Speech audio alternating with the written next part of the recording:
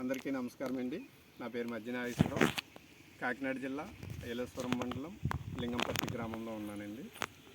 మనకి ఈ రోజున ముఖ్యంగా ద్రవజీవామృతం తయారు చేస్తున్నామండి. మన ప్రకృతి వ్యవసాయ విధానంలో ద్రవజీవామృతం తయారీ విధానం ఎలా చేసుకోవాలి, దానివల్ల ఉపయోగాలు ఏంటి తెలుసుకునే ప్రయత్నం చేద్దామండి. ఇక్కడ ముఖ్యంగా మనకి మన ప్రకృతి వ్యవసాయంలో విధానంలో ద్రవజీవామృతం తయారు చేయడానికి మూల పదార్థాలు 200 లీటర్ల పర్మనెంట్ ట్యాంక్ ఒకటి తీసుకుంటామండి. అదేవిధంగా ఒకవేళ ఇది లేకపోతే ఒక డ్రమ్ము తీసుకుంటాము. అందులో మనము 180 లీటర్ల వరకు మంచినీరు వేస్తాము. అదేవిధంగా ఇక్కడ మనకి తాజా దేశవాళీ ఆవు పేడ 10 కేజీలు తీసుకుంటాం. అదేవిధంగా మనకి ఇక్కడ 2 కేజీలు బెల్లము, 2 కేజీలు శనగపిండి తీసుకుంటామండి. తీసుకున్న తర్వాత ఇప్పుడు వీటిని ఏం చేస్తామంటే అండి, డైరెక్ట్గా వేయకుండా ఈ పుట్టమంటును కూడా ఒక గుప్పుడు తీసుకుంటాము. మనం ముందుగా నీటిలో ఈ బెల్లముని కలిపేసుకుంటామండి. అదేవిధంగా శనగపిండి కూడా ఇంకో బకెట్లో కలుపుకోవాలండి. ఇలా ప్రతిదీ కూడా విడివిడిగా కలుపుకొని ఇవన్నీ కూడా వరుసగా ఇందులో వేసుకుంటామండి. వేసుకున్న తర్వాత ఒక గోనె సాయంతో మూత పెడతాము.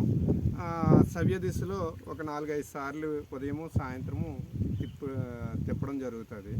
మనకి ఒక వారం రోజులు 5 నుంచి 7 రోజుల్లో మనకి ద్రవజీవామృతం అనేది తయారవుతుంది.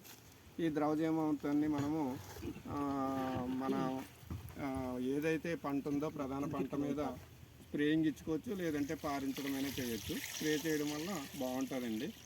దీనివల్ల ఏం జరుగుతుందంటే ఈ సూక్ష్మజీవులు అనేది వృద్ధి చెందడము, ఈ మొక్కకు గల కావాల్సిన పోషకాలన్నింటినీ కూడా అందించడం జరుగుతుందండి.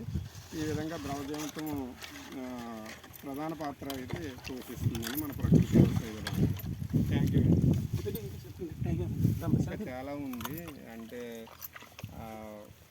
వీటి యొక్క పాత్ర ఏంటి, ఈ శనగపిండి ఏం చేస్తుంది, నెక్స్ట్ పుట్టమన్ని ఏం చేస్తుంది, ఇందాక చెప్పాను కదా. ఈ యూరిన్లో ఏంటుంటుంది, యూరిక్ యాసిడ్ ఉంటుంది. ఇవన్నీ కూడా 4 కేజీలు అంటున్నారు అది గంజమవుతుందో కదా మార్చేసారా? ఇది 4 చేసారా? ఓకే, మళ్ళీ చేద్దాం అయితే. 100 లీటర్లకి అవును, 100కి 2 కదా. ఓకే, ముందు ట్రైనింగ్ నుంచి మార్చేసారండి. అది కొన్ని మార్చేద్దాం దాము. వీడియో మార్చాం అంటే క్వాంటిటీ పెంచారు. ఎందుకు పెంచారంటే త్వరగా ఇది అవుతుంది. ఈ కలపడం వరకు ఈ పదార్థాల వరకు చెప్పండి, మళ్ళీ కలిపి ప్రాసెస్ కలిపేటప్పుడు చెప్పండి, అలా చెప్పండి.